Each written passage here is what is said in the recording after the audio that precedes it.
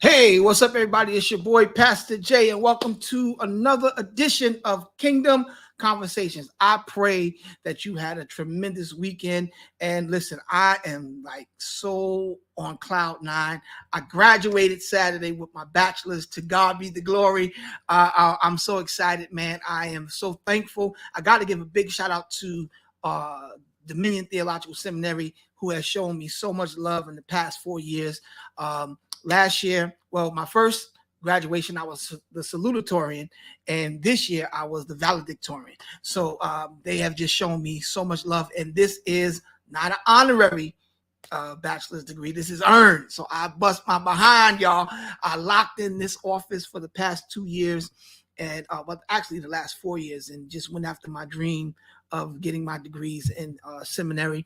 And I'm not done yet. I'm going right back in September to get my master's. I'm going after my master's. So to God be the glory. So I hope that everybody has had a great weekend. And yesterday was Sunday, first Sunday. Most of us took communion. So I pray that you're still living holy, that you're still living right.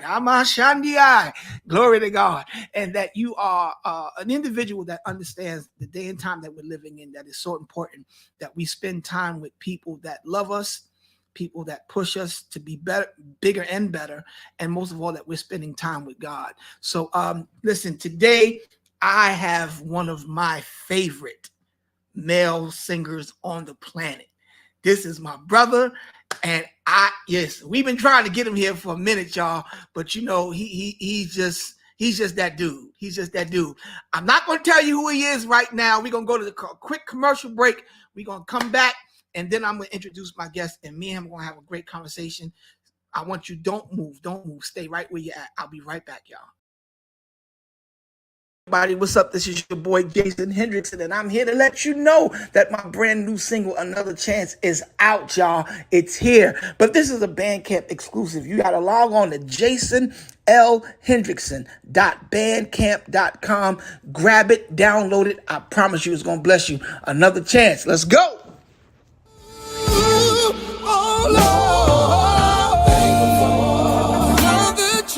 Another chance. Yes. My brand new single, Another Chance, is out. And I got to take time and say thank you guys from the bottom of my heart. The last single that we just put out, My Longing, because of you guys, because of your support, we hit the #1 spot on the MRC, the BDS charts, because of you guys. It's amazing what happens when people genuinely support you. So thank you. We hit the #1 spot, and we going for it one more again. We going for it again. And so please check out our new single, Another Chance. Is out right now. And you can only get it on Bandcamp. You can't get it on Apple Music, Spotify, nowhere else, only Bandcamp. And you have to go to jasonlhendrickson.bandcamp.com and check it out and download it. It's going to bless you, I promise you. But it ain't about me today. It's about my man that I'm about to bring to the stage. He is just a walking, talking miracle. I'm sure we're going to get into some of his testimony. But like I forestated, I had the chance to really meet him and connect when he came to minister for my pastor, Bishop Hill. And I already knew who he was. And, you know, sometimes when you meet people that are famous in church and famous in gospel, and that are well known, it turns out to be some of the worst experiences that you ever have meeting some of these people. But when I met this brother, everything I heard about him, because my friends work with him, Anisha, and so many people I know have spoken so highly of him. And when I got to meet him, we just clicked. He down to earth and just so gifted, man. I'm talking about none other than my boy, my brother, JoJo Martin. What up, JoJo? What's happening, bro? What's the word? What's good, man? I'm so happy to have you here with me, man. Man, I'm happy to be here. And congratulations, man. Thank you, man. Come on, degrees on top of degrees. I noticed how you slid that earned in there because it seems like a lot of honoraries are going around. Yeah, right? It's the spirit of honorary going on. God, going around like COVID, ain't it? Yeah, ain't it? Everybody getting them. But, I don't knock it because I have a honorary doctorate degree in sacred music.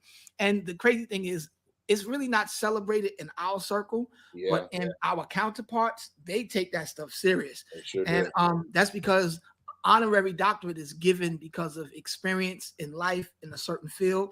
So it's cool, but I like to earn stuff as well. Yeah, man. No, listen, I've celebrated all of it to those who earned, and it was honorary. Congratulations to all of y'all.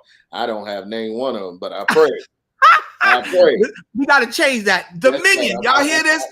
My brother JoJo don't got no honorary doc. We need to give him something. We got to come up with something, listen, my man. I'm going back to school. I'm gonna get my architect degree, and I'm gonna do my thing. I'm gonna branch out and do some other stuff. So please pray my strength.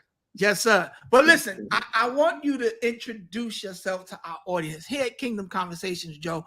What I like to do, I bring in a plethora of guests that are making impact in the kingdom as well as the marketplace.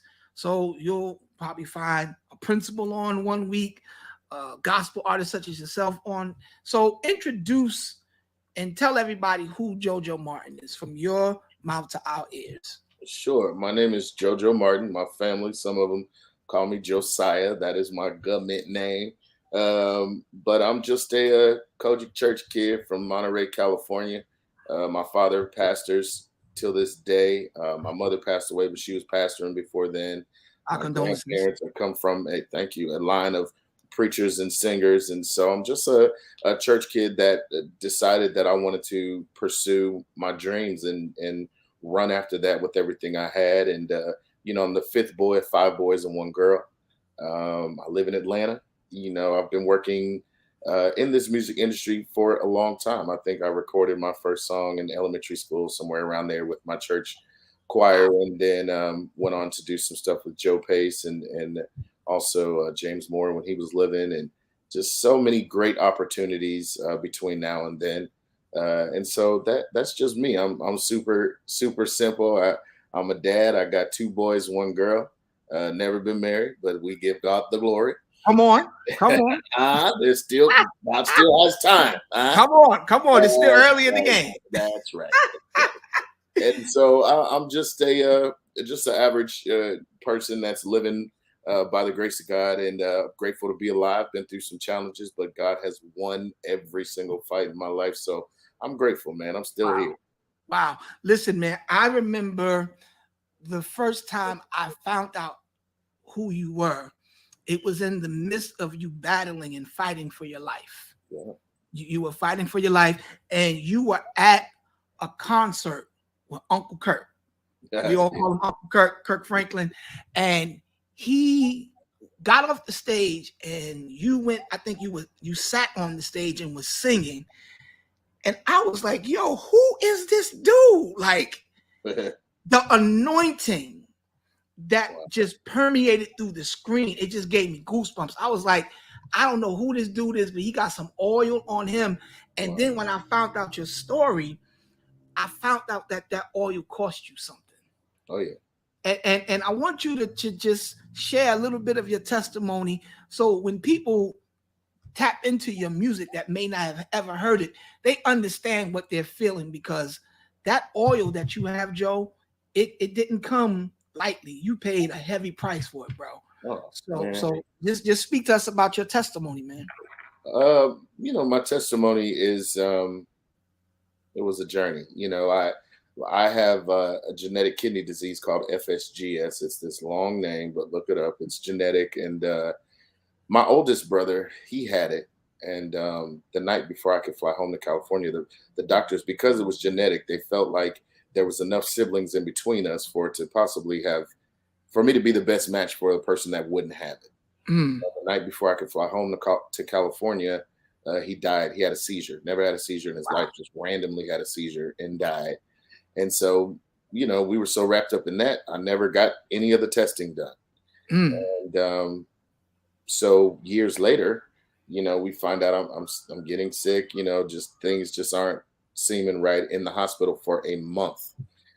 Before they find out that that's what it was through kidney biopsy and on different things. And so for years it fluctuated. It went up and down. They thought we would do medicine, and then they said, well, no, it's back to normal. So we watched it for years, and I was on tour with Josh Groban and Judith Hill.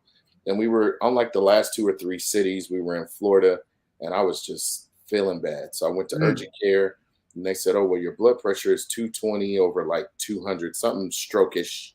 And so they rushed me to the hospital, and that's when they said, your kidneys are failing. You need to go on dialysis. Wow. And I was scared, of course, worried.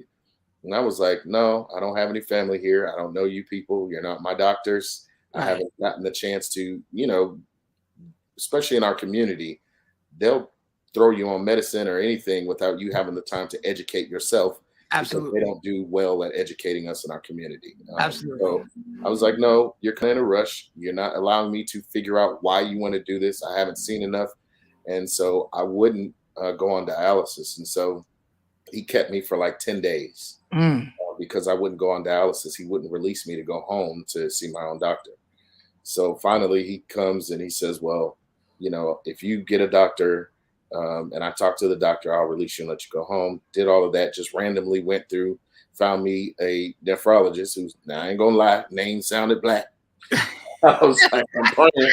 And I knew Emory was an amazing hospital, and so that's what I wanted. And sure enough, Dr. Frida Fisher, Christian woman, amazing lady. Wow. I got back, I saw her as soon as I got home, and she said, well, no, if you do these things I tell you, I could keep you off of dialysis for 6 more months. And she did just that. Wow. That's literally 6 months. And I went on dialysis for the first 2 years. I did dialysis for 7 days a week, 9 hours a night. Wow. And so during the Kirk show, I had went to see him. The first night was Miami. Second night was Atlanta. I came to see him, me and my best friend, Jasmine Crumley. We went, but I was so sick. So I told her, I said, well, I'm going to sit through a few minutes of this, and then I want you to take me to the hospital. The venue and the hospital were like right around the corner. Okay. So I went back there, said hello to everybody, stayed for about 15, 20 minutes, and then went to the hospital. And I was in the hospital for weeks after that. I was just so sick all the time. So we got the dialysis and stuff rolling. And so I said, I want to see it again. During this time, actually, I was opening for the McDonald's gospel tour. Oh, wow. I had so many different things going on. So I went to Jacksonville because I wanted to see the show right in full. I went to Jacksonville, and it got to intercession, and Kirk called me up, and I was like, I don't know the song, I don't know what to do. And he's, you could hear him say, I'm gonna give you the words. He gave me the words, and that was my first time having really like a public conversation. Wow. And it wasn't about the people. I didn't need a conversation with people because there was nothing they could do. Right. I needed a conversation with God. So while I was telling family and friends little by little here and there, because people don't pray right all the time. Right. I hadn't really sat down and just been like, God, I don't know what's going on. My family is scared. My brother had this. He's dead. I don't know what my outcome is. And so I was just like, no better time than now. Wow. And I just had this conversation with God through that song. And we had to rush home because I would have to do dialysis at 5 a.m. So I got to the center and I was tired. I fell asleep. And when I woke up, one of the nurses was waking me up. She said, is this you on the internet? I was like, I don't think so, And I woke up in the clip, my cousin Dee, she had videoed and she had put it on YouTube, and it was already at like 1 million views by the time that I woke up. So it was like making its way around everywhere. And within the next couple of days, it was, 4 or 5 million views and craziness. And people were reposting, actors, actresses, movie people. I mean, all type of music Yeah, people. it went crazy. Yeah, it went crazy. And actually, that's how I ended up getting my transplant. My donor, she saw the video, and then I sang at Morehouse. She was singing in the choir at Spelman, and for the gospel concert. And she decided that night that she would be my donor. I didn't even know her. I Wow. just met her. Yeah, met her that night. So that moment was ordained by God for all of this to happen. For all of it. For all of it, bro. I mean, to see the journey itself. I mean, most people. I sat in the clinic with people that were on dialysis for 25. All this stuff. Years. I was like the youngest person there, and 5 years to be on dialysis, believe it or not, is a short time. Wow. And so much happened during those 5 years. So much impact was made. I spoke to thousands of people, literally thousands of people who were in that struggle, trying to figure out how to survive something that, you go from never being sick to all of a sudden needing dialysis every 3 days. And so it's a mental thing. And God gave me what I asked him for. I was walking around singing, if you can use anything, you can use me, and praying, God, use me for your glory, use me for your will, not my will, but yours, and all this other type of stuff. Yeah. But what we don't realize is you don't get to decide how he uses you. How? Wow. Yeah. So some stuff has nothing to do with you. And because we're so religious in the mind, we've trained ourselves that this stuff is happening to us and not for us. So I had to change my mindset real fast, because I was struggling at the beginning, because I was like, I know I done did a few things. Right. Do I deserve this right here? Right. I was like, no, this ain't to you. This is for you. And what I thought would have been the worst season of my life actually was the best. Wow. So, yeah. And that's the thing that I've always admired about you, because I lost one of my mentors to this disease. I don't know if you know Cassandra Elliott. No, I know. Yeah, she was a worship leader up here, and she moved down to Charlotte. Fantastic songwriter, wrote for Heads, a couple of other people, and she, was doing well, man. And out of nowhere, God made a decision. And the thing that I admire about her and you is through the whole ordeal, I never heard you say anything that would like appear to be a complaint or, like just mad at God or whatever. And I'm sure there's been days when you was like, man, why me? But your public presentation has always been one of optimism, has always been one of faith. And through your testimony, I was strengthened. Through her testimony, I was strengthened. So I just want to publicly say thank you, Ben, for teaching us how to have someone that we can touch whose life is Christocentric. Because we say all this stuff, but part of the life of Jesus was suffering and going through things that were uncomfortable, things that some would deem that he didn't deserve. So, but you doing what you do, how you done it, man, still recording, still singing, man, I take my hat. I got nothing but respect for you, Joe. Man, God kept me. I tell people the miracle ain't just the kidney. It's the fact that I had strength to keep going. Yeah. The thing about Jesus was that he knew he didn't deserve it. He knew who he was. It wasn't that he was just that humble. He understood his assignment as the young people. Understood the assignment, right? However, he also was willing. So even if it didn't have to be him, he was willing to let it be him. And so if I could be like anybody in the moment of my suffrage, it had to be Jesus. And I was determined to make him smile. Did I have one or two people that I complained to? Sure. I needed that for my mental place, but other than that, it wasn't nobody that was going to see me moping and walking around, woe is me, because it was not going to be beneficial to my assignment, for people to see me struggle is human. However, where's the glory in it? Not for them, but for me. That was my part of it. How could there be glory after this if I complained and cried and whined all throughout the process? Man, I tell people all the time, in order to have glory after this, you got to live through it. Gotta live through it. Got to live through it, man. And I think that's what produces the oil on our lives. God has a way of taking things that seem to be so painful and make it powerful for us, because people need to see something tangible. They need ocular proof that you can be young, you can still have swag, but you're gonna suffer, and you can go through it. And even in the scripture, yea, though I walk through the valley, that's something powerful, because I'm in it, but I'm walking through. I could be stuck in the valley, but I'm walking through it, the shadow of death, something that is not even real, but it's there. And it's there planted sometimes by the enemy to try to snatch your mind and distract you. But as long as you keep moving, and that's what you've done, man, you kept it moving. And I got to tell you, man, if God could give me a voice like anybody, dude,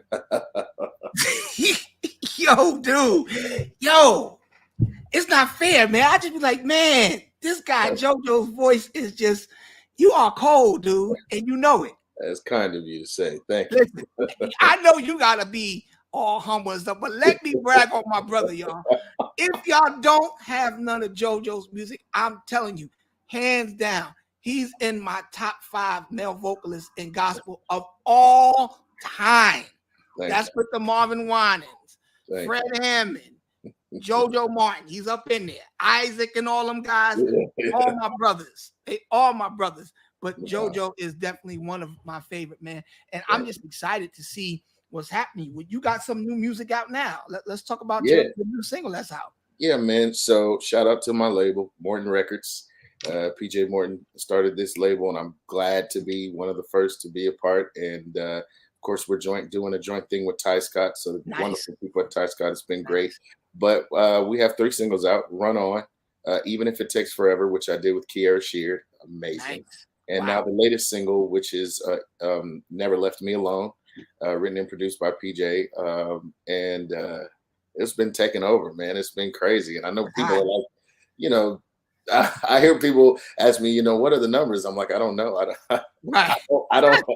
That is not my job. I've never seen the charts or anything. I don't know what it looks like on the charts, but I know what it's doing in the hearts of the people. Yeah. And so I'm so excited. Every day is a different testimony, a different DM, a different text, different email about their experience with this song and their connection, not just with them, but with their children. And it's doing it again, because even with Intercession, it was so funny because I got so many messages of people that weren't sick. Nothing was wrong with them.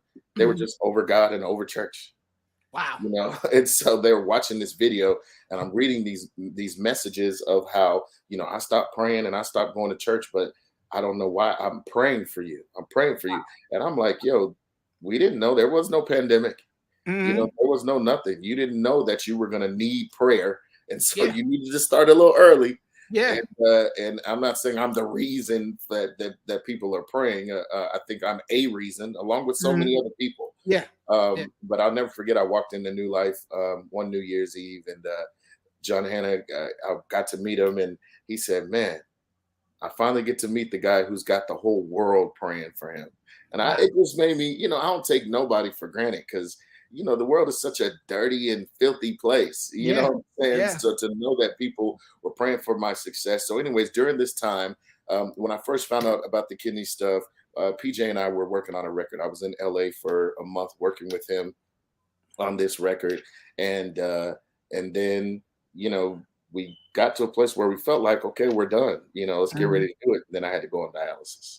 Wow. So this record has been a 10-year process. The only song that was written after my transplant is Never Left Me Alone. Every other song was written before I even went on dialysis. Wow. So it's so crazy that this journey, when you hear the record, was before I knew that I would need any of it. Now, do you do most of your own writing, or you collaborate with people? On this particular record, I did most of it. PJ, I'd say it's like a 50-50. I got to do some writing with him. Some songs I brought to the table. Some stuff we worked with Eric Dawkins, which is, you know, my I hero. was just with them. I was with Eric and Anson. They did a show up at SOBs Yeah. a couple weeks So ago. that same show came here the next week, and I opened up for that show here in Atlanta. Them dudes is still smashing, Doc. Yeah. I'm like, golly. Yo, Eric and Anson, like they voice, like they just got younger. It's like, yeah, man, it's crazy. It's crazy. But I'm listening to you, and y'all hear all these names. He's just dropping these names like it's nothing. But you actually work with PJ Morton, to me, who is probably like the Marvin Gaye of our generation. Oh, yeah. You know what I'm saying? Yeah. And he's just a crooner. I love, and you know what makes me so marvel at PJ, how he's like Martin. He's like a musical Martin. Like, I say that because no matter how many times you see an episode of Martin, it's like you've never seen it before. Right. You're laughing. Yeah. PJ can recycle the same song 50 times. It don't matter. matter. I am never going to get tired of hearing PJ do anything that he sings, man. No. And you're working with him, you're working with Kirk. Like, man, what is that like? I had the privilege of going on tour with Kirk when I was playing drums for Heads. We did Six Flags, all the Six Flags in America. Oh, yeah. And that was crazy. Kirk is such a down-to-earth dude and so much fun to be around. But now you're working with him after having, and he said something to me. I asked him, I said, yo, Kirk, why do you take so long to put out music? He says, because I have to live. In order for me to have something to write about, I got to live through some stuff. Yeah. And I never forgot that, man. And now looking at what he's doing and what you're doing after everything that you've been through, do you believe that that's your testimony, that you had to go through some stuff? Oh, yeah. Yeah. Most definitely. I mean, I went through a lot before the record. So in retrospect, I mean, if you look at it by his account, technically, I haven't even written songs from the place of this last experience. Wow. Because everything was written before it ever happened. So this record is for, you know, it got me through it, even though I was the only person listening to it. You know, it got me through it, but it's really the stuff that I encountered before. My mom dying, my brother dying, my grandparents dying, you know, losing friends and people. And it got me, it was from that. I wrote them songs out of that place. And so now, you know, to have this opportunity now, and working with Kirk is a dream come true. Working with PJ, of course, is a dream come true, even though I toured with PJ for 14 years. To actually sit and develop music with him is a whole different thing. And so now I was telling Kirk like a couple of weeks ago, I said, for whatever I write in the future, his influence and getting the chance to see him create has changed even that. You know what I'm saying? So if you hear it and you hear Fred, it's because I sat and produced music with Fred. If you sit and hear Dave Hollister, I sat and did that. You know, so it's now I got this Kirk Franklin thing on top of all of that. That it'll be that, but in my journey, you know, of combining what I've learned from all of those amazing people, is to me what'll be my life's work. You know, that's the journey, and what I've been learning through him is, you know, don't be afraid. You know, and accept who you are in this genre and in this field.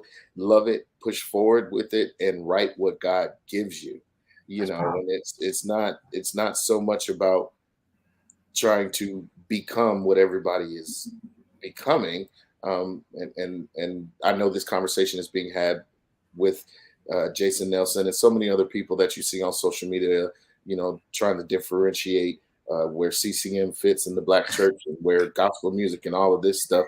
But I'm recording these albums with this man and I'm watching him walk into this world with these kids that were, some of them weren't even born when Kirk Franklin was like, and he's still at that. So I'm not saying he was high. I'm saying the songs that are on this tour, some of them weren't even born when they were written. So you're doing the Maverick City tour with him? So I'm not doing the tour. I just record the records. Okay. Yeah. So it was to sit there and watch that and watch him dissect these. I don't even know. Yeah, he's a genius, man. He's a It's genius. crazy. So Yeah.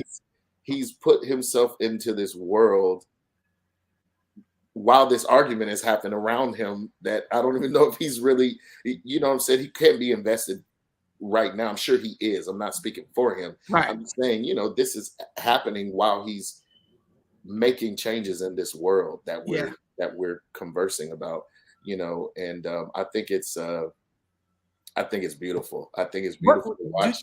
How do you feel about it? Because I and it's funny. I was just having a conversation today in the barbershop about that, because sometimes I think as an artist you feel pressured to have to do a certain style and abandon this style in order to fit into what is before the masses. Yeah. And I think that's what happened with a lot of people. But to me, songwriting, and you could correct me if I'm wrong because you are way better songwriter than I am.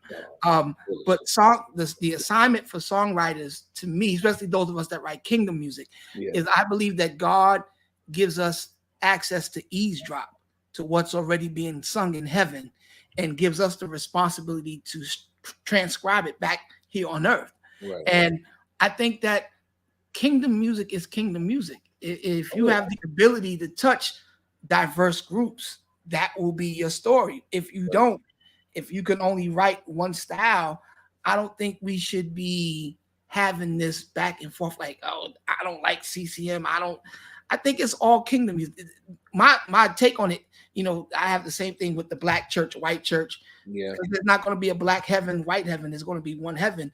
So I think, divisive tools of our enemy has always been to divide us and keep us separate instead of us understanding unity and diversity makes us great. You know what I mean? Yeah. So it's all a distraction from the end goal, which is for us to come together, sing the same song. And I'm a lyrics person. Yeah. You know what I'm saying? So when I'm hearing a song, I don't care what avenue is used. If the lyrics don't connect with me, then I'm not interested either way. I could love how it sounds, but I need to hear lyrics. And so when you're talking about what we're singing about, I could talk about that all day. I think we lived through a time where gospel music was problems and money and suffering, and and you live in this world where you get this new music, CCM, and all of this stuff that that seemingly is talking about the same thing but different lyrics. Yeah. But here we are. This comes back to this thing where they're saying, well, they grew up different. It's a different struggle. I'm like, I don't, I don't want to get involved because I'm just like, at the end of the day, if God is the ultimate draw to all of this music, then it is only our job to write it and to create it and to produce it. And he will do everything else. If I be lifted up, I'll draw. So it's not about the genre, and it's not about where we are. It's not about, I have worshiped many a night off of Brandy's album. Come on, Full Moon. And I tell you, there's been glory there. I really miss you, baby. Track number 4. There's been a darling worship there. But I mean, it's beautiful to hear the argument, and beautiful, and I think it's been civil. I haven't seen anything out of the way, but I think it should be enough for us to think about what we're writing about and how we're writing it and how we're connecting to the music that's there. I mean, to the person that transitioned praise and worship in the black church is Fred Hammond. Contrary to whoever else, he merged that world before we ever knew that it existed. He brought praise and worship from two people singing "I Know God Is Good, God" to "Blessed and Just to Be Close to You," because we did grow up thinking praise was fast songs and worship was slow songs. I still hear people say, I need one praise song and one worship song. And when I send 2 slow songs, they're like, no, I told you I need one praise song. I'm like, okay, so you want to know. You don't know what you're talking about. So just tell me you need a fast song and a slow song. Right. And you know what I'm saying? Right. It's really a beautiful conversation. I think it's very important. And I think it challenges us to write music that encompasses everything that we've experienced, everything that we've done. We're not trying to tear down gospel music and the No. experience, because when I'm in these white writing sessions and all of that stuff, they're wanting gospel. Yeah. They're like, well, what about this gospel sound? And I'm like, Yeah. it's only us trying to run from it. Like, no, Right. no, no. Right. Like, no, it's necessary. All of it Absolutely. is necessary. Absolutely. And I myself felt that pressure, and it's crazy that I tapped into that sound, and I never really pay attention to the charts either. I just happened to really focus on this last song that I put out, and we were able to hit #1, and it was a straight CCM song. And I'm that church dude. I'm apostolic. Jesus on the main line, tell him what you. Right. But I did that, and I was like, wow, there's really room for everyone that has a heart for God. See, that's what I think it is, Joe. Having a heart for God, especially in this climate that we're in, there's hurting people out here, and they don't need all the ego and the vision. They need people that got a pure approach that can get me to the throne of God. I don't care what color you are, as long as you got some oil. That's you it. know what I'm saying? And you can get me to where I need to be, because when this writing session, studio session is over, I'm going home to deal with some real stuff, man. And I need something that has some substance that will help me get through the rest of the week. So I'm just so appreciative that you are doing well, man, and that you still doing what you do, man. You are, I got to tell you, man, one of my biggest inspirations since I've met you. I've dived into your music, and I'm like, yo, this guy is just amazing. And, I think it's great when we can celebrate one another and applaud what God is doing, and not be sitting on the sideline jealous or envious, because people will look at JoJo and see all that you have done, like singing and touring and all that, but nobody knows what you had to pay for to get that and what you're paying to maintain it. Yeah. Because you make it look easy, but it ain't easy. I already know it's not. No, it's not easy. You know what I'm saying? It's worth it. And I was having a conversation with my oldest brother now, and I was saying, I saw this thing on TikTok that said it cannot always be night. Wow. And I was thinking to myself, when I saw that, it sank down in my spirit so heavy. Come on. It cannot. It's literally impossible for it to always be night. It has to be a day. And so if you die in this night season, this season that you were supposed to survive, come on, that you were supposed to rest in, and you chose to lay down and die, then imagine what else dies in that daytime when the sun comes up and all of that stuff is exposed. Look what died with you, and when you talk about dying empty and all of that stuff, I want to do everything I can while I can. I couldn't afford to sit back. I had to keep as much normal as I could. Otherwise, it would have consumed me. Yeah. You know what I'm saying? That's the first thing that goes when you're sick and when you're not feeling well, is your quality of life. Quality of life is what inspires you. It doesn't matter if it's great or if you from the ghetto or wherever else, or in between, middle. It doesn't matter. Quality of life is an inspiration of some sort. Yeah. But when what you knew is no more and you can't be normal in whatever your normal is, it causes depression, and it causes doubt, and it causes comparison, and it causes so many other things. And I could have sat back. There were people that were like, what are you waiting on? And you should be this and you should be that. I'm like, no, that's what you think. Right. You know what I'm saying? I never have a I should be mentality, because I believe in seasons and I believe in God's timing.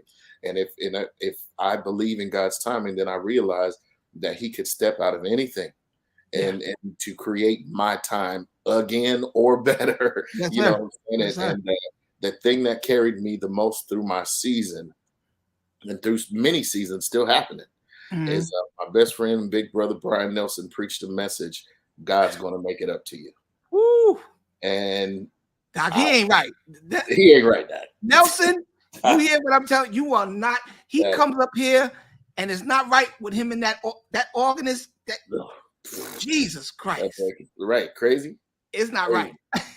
And that thing carried me and still does. Not because he has to, but because I went through something and I kept my word with him, he's keeping his word with me. I turned down a lot of stuff during that season, and not because I wanted to. Some people felt like, you need to sit this one out, and I Right. appreciate that because I would have tried.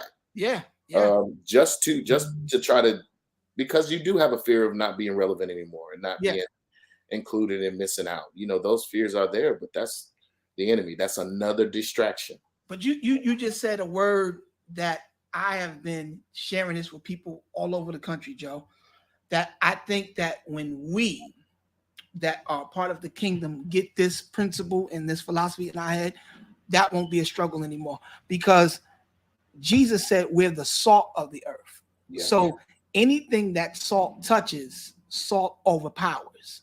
Yeah. So if I'm salt and I get poured on a bowl of sweet ice cream, that ice cream will not change the taste of the salt, but the salt will automatically change the taste of the ice cream. So I don't have to do what I do to remain relevant, because when I show up, I take over. And it's not purposely, it's just because of who God made me.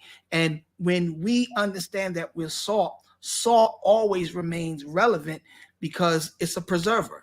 Yeah. It creates a thirst, because anybody that meets us, anything that's salty, you want to drink something after it. Yeah. So when people meet us, it should create a thirst to know who Jesus is. That's right. And they should get to salvation. Salt, when you put it on meat and put it in the freezer, it preserves it, it saves it. That's the kind of stuff that we have to keep at the forefront, not the money, not the fame. Because Jesus said, whatever's right, I'll pay. If we do it from the right place, all that's going to come anyway. Because we know a whole lot of folk that's doing gospel, that's doing quite well. Yes, right. You know what I'm saying? So we know that there's money in it. We know that there's, prestige in it, but it's all about having your motives pure. And that's been my prayer in this season. God, as you create more exposure for my gift and my ministry, God, help me to never lose conviction and help my motives to stay pure, because I've seen people get twisted because they started thinking more highly of themselves than they should and getting real Hollywood. And I'm like, nah, that ain't it, man. That ain't it. It's a dangerous game. Yeah. You got to stay low, man. Listen, you got to listen to CeCe Winans' song. She said, "The high is for the lowly." Listen, and if he said it, it's Bible. It's Bible. You hear me? Because if CeCe don't make it to heaven, we all wasting our time. Because if she don't go, ain't none of us going. If she ain't there, then I know I have failed God. I have failed God drastically, and I have to ask for a pardon, because CeCe, as they say, she paper Bible say. Yes, sir. I'm telling you, man. But Joe, man, I want to say thank you so much for taking time out your crazy schedule just to come talk to your brother. I want you to know again, man, that I am so happy for you, and I support you 1,000%. And whatever we can do to help promote and push you, brother, you always have an open opportunity here at Kingdom Conversation just to drop by and let us know what you're doing, man. And we trying to follow in your footsteps, man, because you are one of those guys that I honestly look at in this industry and say, that's what I would like to do. I would like to make an impact like that and just touch people with the gift, man, because that's what it's about for me, man. Just trying to hone in on my skills and my assignment, whatever that is, and just touch people, man, because that's what you do, man. Every time you talk, you sing, you testify, somebody's heart is changed and turned towards God. So that's the goal, bro. So thank you, man. Thank you for having me. It's always an honor to see you, an honor to connect with you. I got to come to New York, Doc, to have a grand old time. Come on. Get light and a little praise, Doc. Come on, Doc. You still kind of outdance me though, Joe. You still can't. Well, you tried last time, but when I get this weight off, Doc. Yeah. You tried last time, but I had to show you what I was made of. Yeah, I had to do my little best. I saw a little thing coming up. I said, hold up, man. You're not gonna come over here and do this. But Joe, got his second win. The last thing we do, two things I want to do before we let you go is we play a quick game. It's called Word Association. Right. And how that works is I say something and you just build on it. The first thing that comes to your mind, there's no wrong answer. I say something and you just build on it. Are you ready? Am I singing or I'm just talking? You can do whatever. Oh, Please sing it. Lord. Yo, JoJo, you just created something on our show. Nobody has ever done that. So let's do it this way. I'll say a word and you sing a song that comes to your mind. Okay. All right. Loyalty. You got me all the way back in the old. I almost know where you're going. I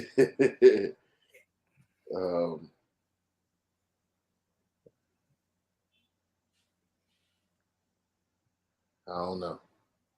Maybe I don't have it. He never failed me yet. Do a little bit of that.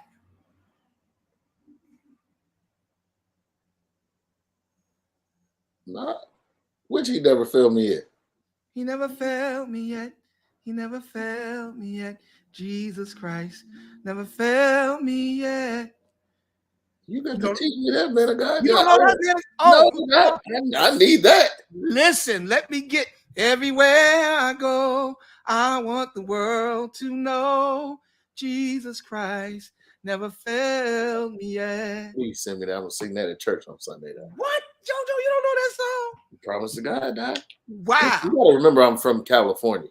We got to call the ruling elders. The elders. west you go, the less church there is, Doc. We gonna have to call the ruling elders on this one. Y'all gonna have to reel me in. I done got out of control. My God, Lord, I gotta get JoJo back. They try to get him. They try to get him. Lord. Reel me in, Lord. Okay, this should be a good one for you. Healing. Okay.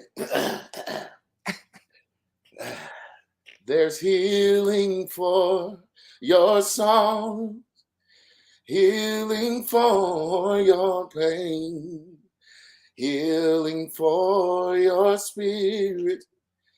There's shelter from the rain. Am I right? Yeah. Lord, send healing for this we know there is a balm in Gilead to heal your soul. Yo, Joe, you are amazing, bro. You are. Man, listen, I love you, dude, and I love you too, bro. I'm gonna let you go because I'll have you singing for another hour if I could.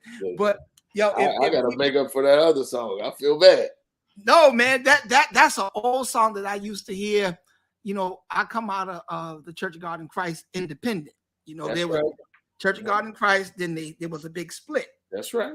After Azusa Street. Come on, give you a little church history. Come on, that's you in the book. And I come up under the other side. That's right. Not where you can't join in. You gotta be born. Yeah. But they used to sing. My mom and them used to sing songs like that all the time. Yeah. And you know, now pastoring 10 years here in New York, I find myself so blessed to have grown up in that era of the church because there's some foundational, fundamental truths that they taught us, man, that is so necessary for our survival today. So, you know, songs like that, man. I love all the new stuff, but every now and then you got to go back and get one of the old joints. Yeah, man. Go back and get it, man. Yeah. But if anybody wants to book JoJo, how do they get in contact with you? Right now, I have a website, jojomartinmusic.com. You can also send an email to jojomartin@jojosvoice.com. You can hit me on every social media site under JoJo's Voice, except for TikTok. It's under something else. Somebody had already stole that thing. Oh, Lord. Break their fingers, God. Break their fingers. They try to tweet. Break them. Do it in your name, God. But everything else is under JoJo's Voice. I would love to connect with you. I would love to come to your events. I would love to work on your music. I would love to do a whole bunch of other stuff. There's levels. So let's create. Let's connect. Listen, we're going to allow JoJo to have the last and final word. This is what we do on our show. I'm going to leave the stage, and I'm sure that there are some aspiring musicians, songwriters, artists that are coming up. Just share your heart, man, and encourage them, Joe. The floor is yours. Sure. I would just say, remember who you are. Remember why you want this. Remember why you love it so much. Remember the time when the money and the recognition didn't matter, and that your heart was so pure that you wrote out of pure places. There's nothing in this world that we cannot overcome together, but comparison and all the tension and all the confusion that abides in our industry is killing it day by day. It's not genres, it's not different areas, it's not CCM, it's not gospel, it's not them versus us, it's us. And if we can survive the need to be more than what Bishop Jakes would call suchy much, the need to be more than what we are, and to work together and understand that we are better together. It's so much out here, so much to conquer, so many things to achieve. And there is a world that still does not know Jesus. That is our job. Let's come together and make his name, continue to make his great name great. I salute and applaud everyone that has come before me, that's coming with me, and that will come after me. And I want you to know that I'm here to encourage you, here to work beside you, work with you. And stay encouraged. Don't lose sight of the plan. Don't lose sight of who you are. Don't lose sight of who God called you to be. And should there come a time when you lose yourself in the moment, and that you feel like you can't come back, and that your desire and your yearning for what you love has gone, connect with us, connect with people, connect with those that love you. Find somebody who still has the fight and still has the passion, and let's connect our faith together, man. I love y'all. I appreciate y'all. I'm here for you. Gang, gang. Let's go. Yo, everybody, that's JoJo Martin. His testimony is powerful, life-changing, man. Thank you again, bro, for coming by Kingdom Conversations. And again, anytime this show is yours, you can just take over. Interview I me. love you, my boy. I love you, man. Yeah, we'll talk, man. Love you, Joe. I love and you yo, too, I'm gonna send you my my new music because I want to hear what you think. Yeah, I would love to hear. All right, cool. We gotta write some music together. Yeah, we have to. No convention talk. No joy talk. And I want to rebuke you before you get off. That sweater is very fleshy. I didn't see it till you got on camera by yourself. I said, "Oh, we're coming with labels."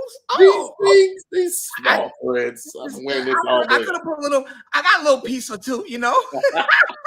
I was laying in the bed and I said, "Should I change?" Yeah. You just do something to cover up that old flesh. That's it. Just cover up this old flesh. Yo, Joe, man, I love you, man. We'll talk soon. Bro. All right, later. Listen, everybody, that was my brother JoJo Martin, one of the greatest. Every time we talk, man, we just laugh and have a good time. He's anointed, and I believe that this is his time in the season. So I admonish you, if you don't have his music, get it.